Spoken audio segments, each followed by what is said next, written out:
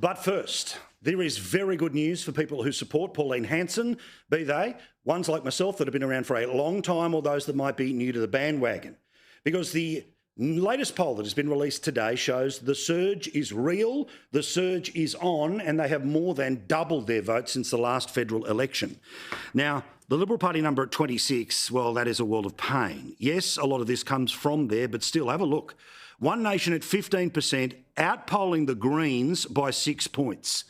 There are 6% of people undecided, the rest are Teals, etc., etc. But have a look at that.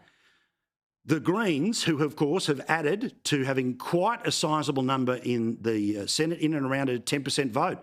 Imagine what 15 can do at the upcoming election in a couple of years' time. Most interestingly is where this support is coming from. Let's compare the Greens to One Nation and break it down by age. 18 to 34-year-olds, 7% back in One Nation, 18% back in the Greens. In my generation of Gen X or the older millennials, 35 to 54, One Nation has surged to 16%. That is huge. Because the perception of One Nation is that its votes is 55 plus. Not true. The great bulk of the great middle of Australia is turning on to the message of One Nation.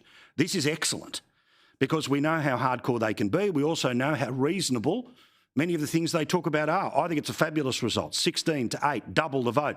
And 55 plus, 19% backing in One Nation compared to 4% of people who back in the Greens. And why they haven't grown up by 55, I don't know. But you know the story that we've been on for a while here. We saw it before the last election. We now sit where we do now, where One Nation have doubled their support since the last federal election. This is not a blip. This is a revolution. This is people changing their minds. Now, principally, when it comes to One Nation and One Nation support, that does affect the Senate.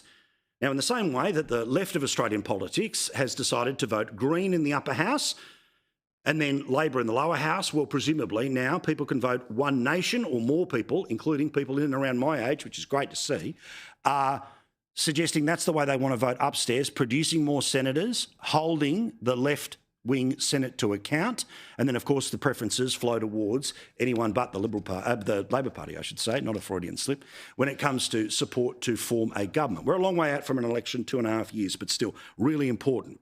Our mate Kos Samaras, who I know some of you love and not love with his insights, I think that his insights are pretty interesting and worth having a look at. He has written about the phenomena of the types of things that are driving One Nation, and unsurprisingly, issues like mass immigration are what are driving things. And to see that the people who have got younger kids, who are paying off their homes, who may well be owning their own businesses, those people between 35 and 54 being turned onto it, means the world to me.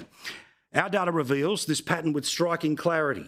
When asked to rank factors responsible for housing unaffordability, just 34% of Australians include immigration in their top 3, equal with interest rates as well as structural economic factors. But when you become a One Nation supporter, it is 72%. See it for what it is, that immigration is in the top 3. 52% of One Nation supporters, which now are double that of the Greens, place it as the number 1 issue. Baby boomers, 3 times more likely than Gen Z to think that immigration as a primary housing factor, 24% versus 9%.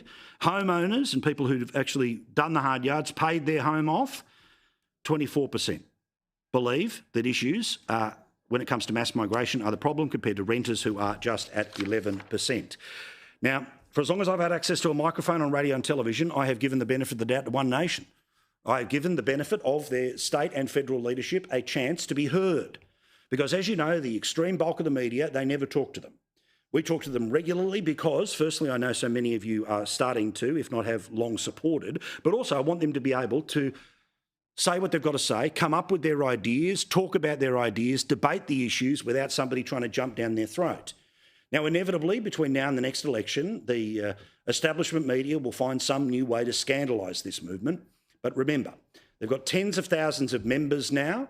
They've now got 4 senators in the federal parliament. They've got representation, or they have 1 seats at least, in New South Wales, Victoria, Western Australia and in South Australia.